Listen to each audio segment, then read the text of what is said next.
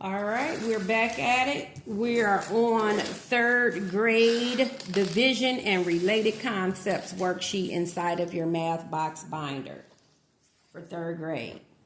Third grade division and related concepts. Okay, now write 2 multiplications and 2 divisions for the same picture. Now we're looking at 12 stars here. If you count them, so you can have your child say, hey, count the stars there. We're going to write some number statements, multiplication and division, as those signs are interchangeable, okay? What do I mean by interchangeable? 12 divided by 2 is 6, okay? 6 times 2 is 12, okay? So we're going to create 4 number sentences just by looking at these number of stars, and we're going to use multiplication sentences and division sentences, okay? So these are arranged in arrays, if you will. They're rows and columns, neatly shown here. So we've got a column of 3. Now remember, columns go up and down, and we have rows of 4, all right? So if we were to multiply these to show the total amount of these stars here by multiplying, we can say 3, which is the number down, times the number across. So let's do that, okay? And you want to do this with your child. How many down? How many stars are in one column? 1, 2, 3. Okay, 3 stars. So that's 3. How many going across? 1, 2, 3, 4. Even the one that you had circled for going down, you count that one as well. 1, 2, 3, 4. There are 4 stars across, 3 down. So we've got 3 times 4, which is equal to what? 12. Okay. Now we can reverse those numbers that we multiplied and still come up with the same answer, because it doesn't matter the order in which you multiply, okay? You're still going to come up with the same answer, just like with adding, okay? 5 plus 6 is 11. 6 plus 5 is 11. Doesn't matter, all right? Now we're going to write 2 division statements, okay? So again, count the number of stars. Now let's talk about, first of all, what division means. It means that you have a total amount, and you are creating sets of a specific number. Okay, so this is 12, and when we look at the picture, we see that we have rows of 3. So we've got sets of 3 in rows. In columns is what I'm doing. Columns go up and down. So we've got a total number of 12, and we have 4 sets of 3. So that would be 12 divided by 3 equals 4. 12 divided by 3 is equal to 4, because I created sets of 3. That's what that is. And I'll write that on here. This is a set of 3. Okay, that's what I just circled. Now we can also circle sets of what? 4. So the total amount divided by 4, which is sets of 4. Okay, so I'm going to erase that, what I had just circled vertically, and now I'm going to circle them in sets of 4. And which is equal to what? How many sets of 4 do I have? 1, 2, 3. There you have it. Okay, so again, we just created our 2 multiplication sentences and 2 division sentences looking at this picture here.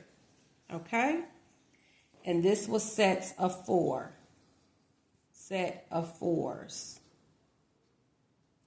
Okay, and the way you read this problem is, how many sets of 3 can we get from 12? You can get 4 sets. How many sets of 4 can you get from 12? It's great to say it that way. Parent, have your child say it. 12 divided by 4 means how many sets of 4 can we get from 12? Okay. Okay, that's how that's read. All right. Now, going on. Divide but cross out all the problems that are impossible. Well, you can't divide by 0. It's just a rule. So we're going to cross that out. 0 divided by 0 is considered undefined. We can't do it. Okay. We've got 16 divided by 0. We can't do that one. So go ahead and get that rule clear with your child. You can pull it up on the internet, read it for yourself. Okay. However, this one is permissible. 0 divided by 1, because what this one looks like is like this. 1 would be your divisor. 0 is your dividend. Okay. That's equal to 0. Okay. That's how that one looks. Now, 0 cannot be on the outside of this division bar, if you will. That 0 can't be on the outside. It's undefined. Okay, but when 0 is the dividend, the number under the bar, you can work with that. Okay, and your answer is called the quotient. Okay, all right. So this is your divisor. The number under the bar is called the dividend, and the quotient is called the answer. Okay, a little bit of extra there. 16 divided by 1 is equal to 16. Any number divided by 1 is itself. Any number divided by itself is equal to 1. So 16 divided by 16 is equal to 1. Any number divided by itself, I just said it, it's 1. Okay? All right. Now, looking down here, we want to pull out our chips. So we're going to pull out our chips for these. 17 divided by 3, 24 divided by 4, 46 divided by 6. Okay, let's do a little review. How would you say this problem here? 17 divided by 3 by using the word set, sets. How would you really think of this? Well, you would say I have a total of 17 and I want to make sets of 3. Okay, so I have a total of 17 and I want to make sets of 3. So you would, parent, have your child count out a total of 17. Have them count out 17 chips. Okay, 2, I'll only do 1 on the camera here. 2, 4, 6, 8, 10, 12, 14, 16, 17. I've got my 17 chips there, and I'm going to make sets of 3. Sets of 3. 1, 2, 3, so that's 1 set. Count 3 more chips, that's 2 sets. Every 3 chips is a set. 3 sets. 4. Did I count 17? 1, 2, 3, 4. So that's 12. Nope, I need one more. Oh, there it is, hiding under the... Okay. So, there you have it. Okay, so I've got a set of 1, 2, 3, 4, 5. A set of 5 with 2 remaining. If it's not a full set, it's a remainder. Okay, so 17 divided by 3 is 5 with a remainder of 2. Let's take a look at that. What's 5 times 3? 15. What's 15 plus 2? 17. Okay, so let's try to address these by thinking of our multiplication. Tell your child that. Okay, tell them, let's look at this. 5 times 3 is 15. Okay, so what I'm saying is 5 times 3 is equal to 15. And then 15 plus 2 is equal to 17. Okay, I'm just going to write it here. 15 plus 2 is equal to 17. That's the explanation for that one. Okay. All right, here, what number times 4 will give me closest to 23 without going over? Okay. All right. Well, 4 times 5, what's that? 20. You can nudge them a little bit. 20. So let's put our 5 here. And then how many would you have left? What's 23 minus 20? It's what? 3. Okay. Now you can count out the chips for that. Count out 23 chips. Put them in sets of 4. They would get 5 sets. And then they would have 3 left over. I'll repeat that. You can have your child count out 23 chips. Okay, then they separate them in sets of 4. So you put 4 here, you can put 4 there, 4, count your number of sets. When you count your number of sets, you would have 5 sets. Okay, 5 times 4 is 20. Then you would have 3 left from the 23. Okay, let's take a look at this one. 46 divided by 6. What number gives me closest to 6 without going over 46? Okay, the child is thinking, because remember, they're in the 3rd grade. They should be learning their multiplication facts throughout the 3rd grade. By the end of 3rd grade, you want to make sure before entering 4th grade, your child knows his or her multiplication facts by rote memory. It slows a child down every time. Because in 4th grade, they're going to be really focused on fractions, and no one's going to be waiting around for your child to answer 3 times 2. They can't answer 6 or 3. You know, that is what causes the stagnation and the frustration. So if you have to send your child to a camp or just really, be on them about the multiplication, you can play dice games. You know, you roll the dice, you get a 6 on one dice, 3 on the other, and what's 6 times 3? 18, You know how to do it, parents. Reward your child here and there. They're asking for things. Say, hey, you learn those 5s, you can get it. You learn those 6s, you can get it. We got to really work with our children because we want them to master basic math skills, if nothing else. Okay, if nothing else. Okay, 46 divided by 6. Okay, 6 times 7 is 42. So let's do that. 42. And then you would have 4 left over. All right. Now, moving on to the bottom here. Word application. We love these problems, don't we? Of course we do. A team leader divided a group of 36 children into teams. So I'm a team leader. I got 36 children, and I'm dividing these 36 children into teams.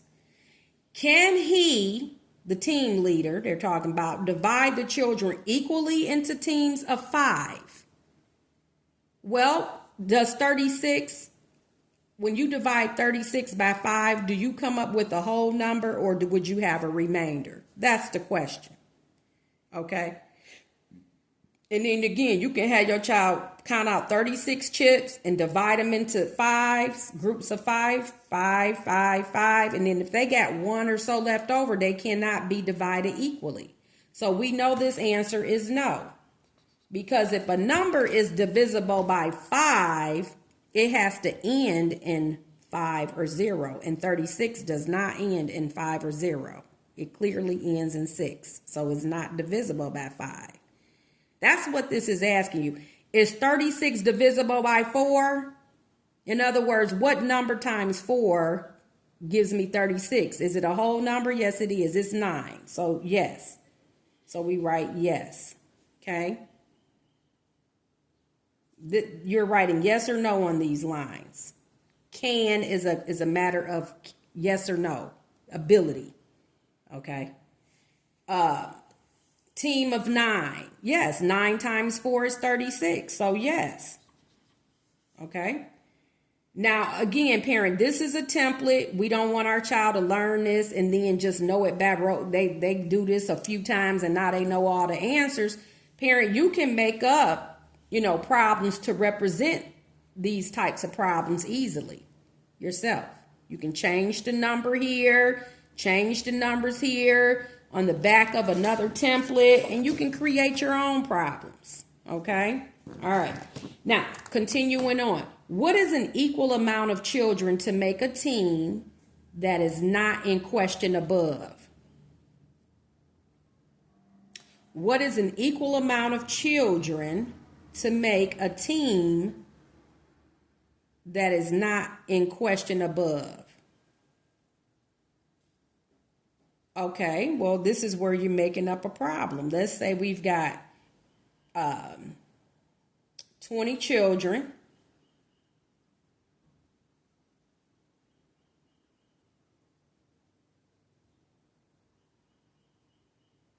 Or actually, I believe they want us to say you can have 12 children. So a team of 12. That's what they want you to do. They want you to tell what a team of what. So we know that 12 can be divided into 36 evenly. So what numbers divide into 36 evenly? So we've got 12. We've got 2. Definitely 2. You start with 2. Okay, 2. We got 3. Because 3 times 12, and then you've got they did 4 and 6 and 9. How about 6? Yes, we could do 6. Okay, 12 times 3, 2 and 12. Okay, so we've given enough. There you have it.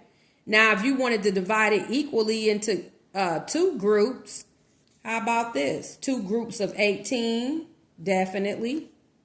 Okay, all right. So that's where they're going with that question. All right. Next problem. Ronnie, Liam, and Shay decided to buy a gift that cost $16 and flowers that cost $14 for their mother. Okay. Oftentimes this can happen. You got multiple siblings. Everybody want to chip in, get mom a birthday gift or what have you. The children shared the total cost equally. How much did each child pay? Well, we're talking about how many children are we dealing with? Ronnie, Liam, and Shay. That's 3 children. What's the total cost? You have 16 and 14. What's 16 and 14 equal? 30. So each child will pay what? $10. So write the answer using a complete sentence below. Each child will pay, make sure they're writing this complete sentence starting with a capital letter in that. Each child will pay $10. There you have it. Period. Put a period at the end. Okay. All right. So much for this. On to the next. And until then, we are making math count.